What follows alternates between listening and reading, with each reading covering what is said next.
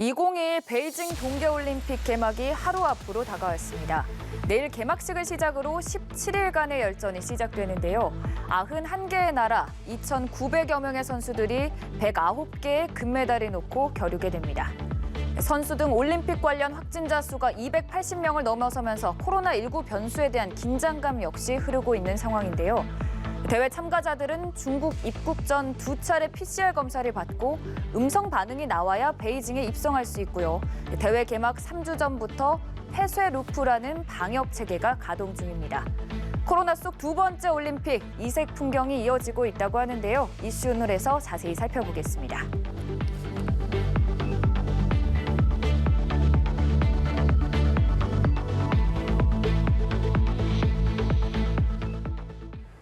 오늘 이 시간 기영로 스포츠 평론가 함께하겠습니다. 어서 오십시오. 네, 안녕하세요. 네, 우선 개막식이 내일이고 네. 그 전부터 화제를 많이 모았던 부분이 원래는 성화봉송에도 연예인이나 유명 인사들이 참여를 하는데 중국에는 로봇, 자율주행 차량 같은 특이한 기술들을 또 선보이기도 했어요. 네, 그렇습니다. 원래 성화봉송이라든지 개막식 같은 데는 그 나라의 최첨단 과학기술을 총동원하게 됩니다. 네. 근데 이번에 중국은 약 3개월 정도 걸리는 성화봉송 기간을 코로나19 때문에 3일로 축약을 했죠. 네. 그래서 로봇가 수중에서 성화봉송을 하는 등 최첨단 과학을 선보이긴 했습니다. 제가 볼 때도 중국이 동원할 수 있는 모든 과학기술을 동원했습니다. 예. 근데 지난번 개막식 때와 지금의 개막식 감독이 같다고 하는데 네. 코로나로 인해 올림픽 개최에 있어서 상황은 조금 달라지지 않았습니까? 네, 지난번에 그렇습니다. 네. 하계 올림픽과 비교해서 어떤 점들이 좀 달라졌을까요? 역시 코로나19가 완전히 바꿔놨습니다. 네. 2008 베이징 올림픽 때는 4시간이나 했어요. 네. 마지막 성화 최종 점화자 리닝 씨가 그 다음 날 0시에 40분쯤에 등판했거든요. 근데 이번에는 100분밖에 안 해요. 1시간 40분밖에. 그리고 2008 베이징 하계올림픽 때는 15,000명이 동원됐는데 이번에는 3,000명밖에 동원되지 않습니다. 그러니까 코로나19로 인해서 완벽하게 미니 개막식이다. 베이징 하계올림픽에 비해서는 그렇게 볼 수가 있겠습니다. 예. 아직 구체적인 내용은 비밀리에 붙여지고 내일 개최가 되는 거죠. 모든 것은 밝혀졌는데 모든 하계 동계 올림픽의 가장 중요한 것은 최종 점화자가 누구냐. 그쵸. 그리고 어떤 방식으로 점화하느냐.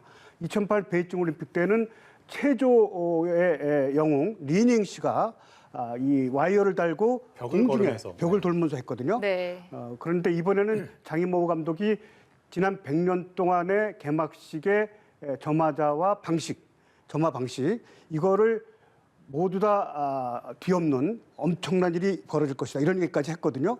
아마 장이모 감독이 중국에서는 최고 영화 감독인데 아마 이번에도 이제 하계 올림픽에 이어서 동계 올림픽까지 연출을 하게 되는데 깜짝 놀랄 만한 일이 벌어진다고 했으니까 한번 지켜보면 될 것 같은데 이제까지는 뭐 하계 올림픽 때 92년 바르셀로나 올림픽 때 화살로 해서 이제 점화한 거, 그다음에 96년 애틀랜타 올림픽 때 파킨슨씨 병으로 거의 병상에 누워 있는 사람이 무하마드 알리가 깜짝 등장했어요. 네. 세계를 깜짝 놀라게 했어요. 지금 사망했습니다만은 그 두 가지가 가장 관심을 모았거든요.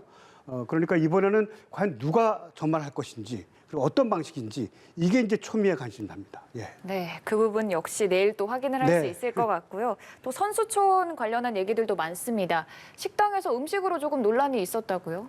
그러니까 로봇이 이제 요리를 하고 네. 또 위에서 이제 배달도 하고 했는데 네. 아마 내일부터는 사람이 직접 요리를 한다고 하니까 손맛이 날 거예요. 이제까지는 로봇가 있기 때문에 좀 미끈하고 짠맛도 나고 그랬었는데 내일부터는 이제 사람이 직접 손을 붙이니까 아마 제맛이 나올 것 같아요. 예.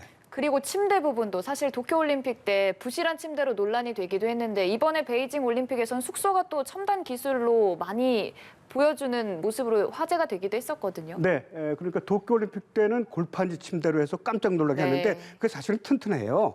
그리고 이제 비용을 많이 안 들이려고 했는데 이번에는 이제 최첨단 침대라고 해서 리모컨으로 올라갔다 내려갔다 하는 거고 TV도 다 조절할 수 있고 그러니까 첨단 기구가 다 동원됐습니다. 그래서 아마 선수들이 아주 편하게 숙소 생활을 할 수 있게 될 것 같습니다. 어찌됐든 편한 생활 속에서 메달을 또 따와주면 얼마나 좋겠습니까? 일단 우리나라는 한두 개 정도를 예상을 했는데 외신에선 4개까지 전망을 했었거든요. 어떤 종목 기대를 받고 있나요? 대한체육회에서 굉장히 보수적으로 잡았다고 네. 봐요, 저는. 네. 그래서 하나 아니면 2개로 15위권을 예상했는데 2018 평창 동계올림픽 금메달리스트도 황대원이라든지 최민정이라든지 뭐 윤성빈이라든지 이번에 좀 부진합니다만 여러 명 있거든요. 거기다가 우리가 쇼트트랙 스피드 스케이팅에서 평창 때 3개 땄는데 이번에 임효준 선수와 심석희 선수가 빠지긴 했습니다만은 세계 최고 남자 선수 황대원과 여자 선수 최민정이 버티고 있거든요. 그리고 스피드 스케이팅 팀 추월 또 매스 스타트 그리고 이상호 선수의 스노보드 배추밭 감격도 또 한 번 우리가 기대하고 있지 않습니까? 해서 저는 3개 정도까지는 보고 있거든요. 그러니까 대한체육회가 굉장히 보수적으로 잡았는데 아마 객관적으로 볼 때 외신이 좀 맞지 않는가. 4개까지 몰라도 3개까지는 딸 수 있다고 좀 보고 있습니다. 예. 많으면 많을수록 좋지 않겠습니까? 일단 쇼트트랙과 관련한 얘기도 해주셨는데 이번에 새로 추가된 게 혼성 계주가 쇼트트랙에 새롭게 만들어졌어요. 이 부분에 있어서도 메달 좀 기대해 볼 만합니까? 5일날 이제 그 첫 경기로 네. 열리는데 아주 중요하다고 봅니다. 그게 왜냐하면 중국이 그동안 3번이나 월드컵 우승했고 네덜란드가 한 번 우승했고 우리는 한 번도 못했어요. 근데 우리나라가 한 번도 못한 이유는 황대원 선수라든지 최민정 선수가 꼭 빠졌거든요. 네. 그러니까 4명이 다 에이스로 뛴 적이 한 번도 없어요. 근데 이번에 황대원 선수와 최민정 선수, 그다음에 이수빈 선수, 이준석 이렇게 이우빈 선수, 이준석 이렇게 4명이 최고 멤버가 나가거든요. 물론 중국도 2018 평창 동계올림픽 500m 금메달리스트인 우다징, 또 반칙을 많이 하는 팡커신 이런 단거리 강한 선수가 많이 나오고 홈그라운드 좀 있어요. 그러니까 아마 결국은 작전을 잘 짜는 팀이 우리나라와 중국, 네덜란드가 금메달을 다투게 될 것 같은데 남녀가 다 이제 잘하거든요. 세 나라는.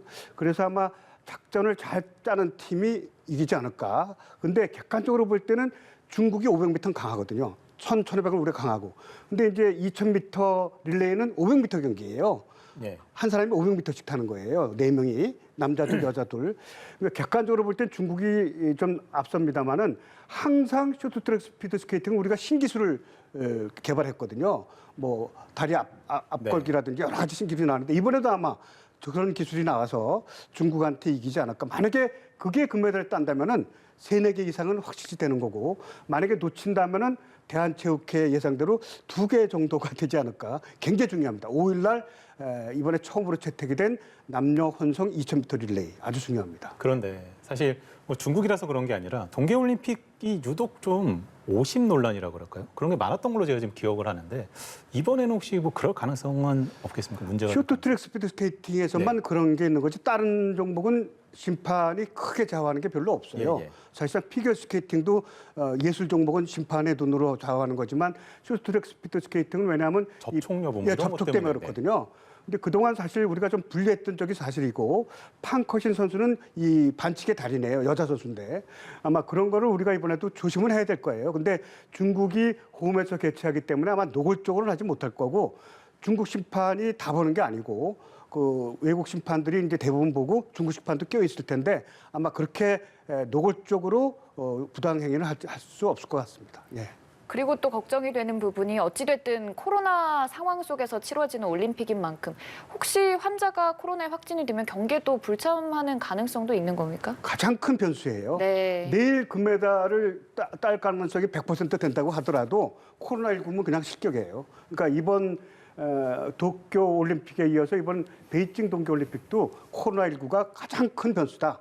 그거 걸리게 되면 답이 없습니다. 그러니까 중국이 더구나 또 이걸 갖다 아주 방어를 철저히 하고 있거든요. 그래서 아무리 금메달 후보고 아무리 잘하는 선수라도 코로나19 확진 판정을 받으면 거기서 바로 실격이 될 겁니다. 네, 이 코로나 상황도 조심하고 무엇보다 부상도 조심하면서 네. 우리 선수들의 좋은 소식이 들려오길 바라겠습니다. 지금까지 기영로 스포츠평론가와 함께했습니다. 네, 고맙습니다. 안녕히 계십시오.